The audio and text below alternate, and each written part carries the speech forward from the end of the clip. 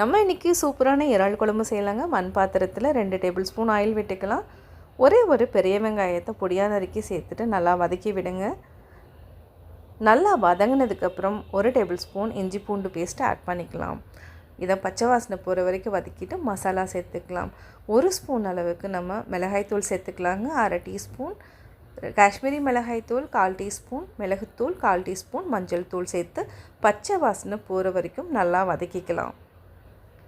1 நிமிஷம் வதங்கினதுக்கப்புறம் prawns 300 gram சேர்த்துட்டு இதையும் சேர்த்து நல்லா வதக்குங்க. மசாலாவை நல்லா பிரட்டிக்கலாம். ஒரு 30 செகண்ட்ஸ் அப்படியே விட்டுருங்க. நல்லா வதங்கிடும். அதாவது இறாலில் மசாலா எல்லாமே இறங்கிடும். இப்போ நம்ம மூடி வச்சுக்கலாம். மூடி வச்சுட்டு பாருங்கள், தேவையான அளவு உப்பு சேர்த்துக்கலாம். உப்பு சேர்த்துட்டு நல்லா பிரட்டி விட்டுட்டு மூடி வச்சுருங்க. ஆஹா, சுவையான இறால் குழம்பு ரெடி ஆகிடுச்சுங்க.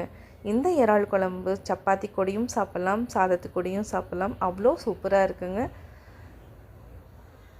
லைக் பண்ணுங்கள், ஷேர் பண்ணுங்கள், கமெண்ட் பண்ணுங்கள். மறக்காமல் கோபி சுதா சேனலை சப்ஸ்கிரைப் பண்ணுங்கள். தேங்க்ஸ் ஃபார் வாட்சிங். தேங்க்யூ.